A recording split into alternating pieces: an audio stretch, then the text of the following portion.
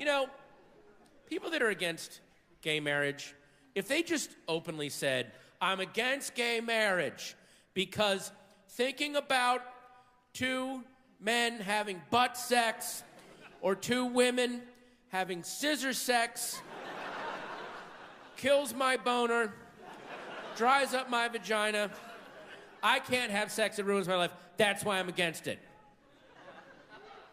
That would be a valid argument. We'd have to actually debate you on that.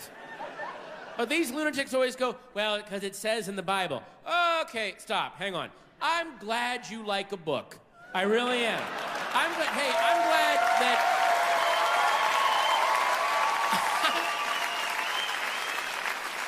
At this point, I'm glad anybody's reading anything.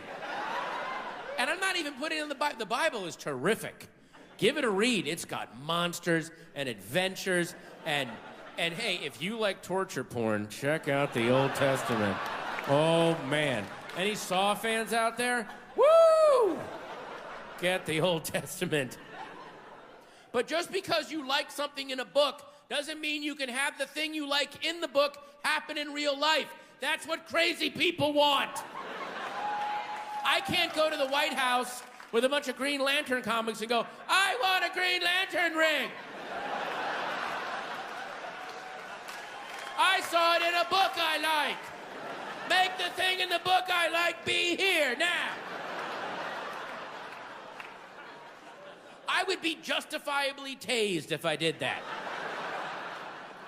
Nobody would go, hey, we have to respect his beliefs.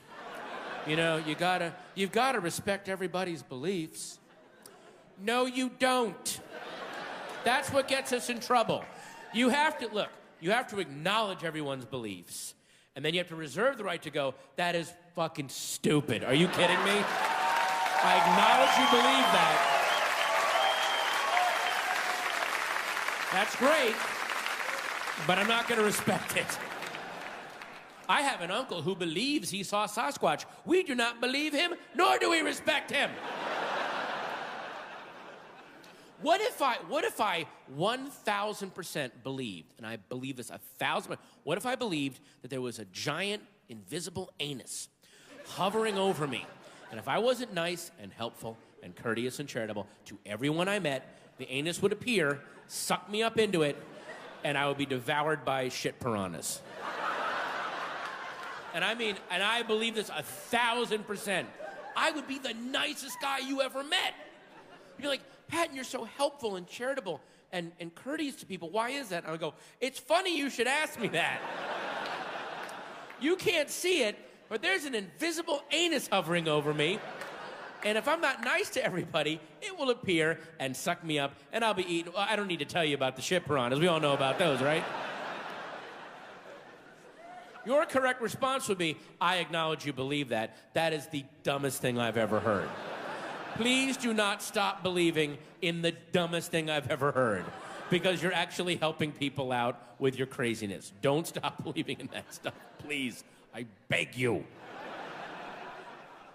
I mean, just Jesus' superpowers alone are so crazy. They don't even, look, I'm not saying that they're bad. They're just so random. He has the most random, like on the one hand, he's got the necromancer powers, where he can drive away demons and raise the dead. Oh, wow, awesome. And then over here, he can take a little bit of food and make it into a lot of food. What? Doesn't that sound like a power that one of his sidekicks had in earlier versions of the Bible, and then as they kept rewriting it, they're like, why don't we lose Sandwich Joe? Why do we have him? He doesn't really say anything cool. Like, Jesus is always saying all this cool shit, and then he pops in, who wants a nice pita, huh? It's the fucking Sermon on the Mount, Joe. Get out of here. They looked hungry. I thought I'd pop in. And, oh, please. Give Jesus the lunch powers.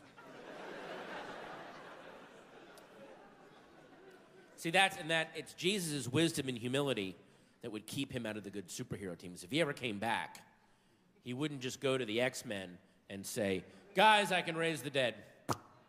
So you keep me at the mansion, someone dies, bring them back, boom, I put them right back in the game. They'd be like, wow, you're hired. Thanks, Jesus. Let's go get you a cool leather uniform, man.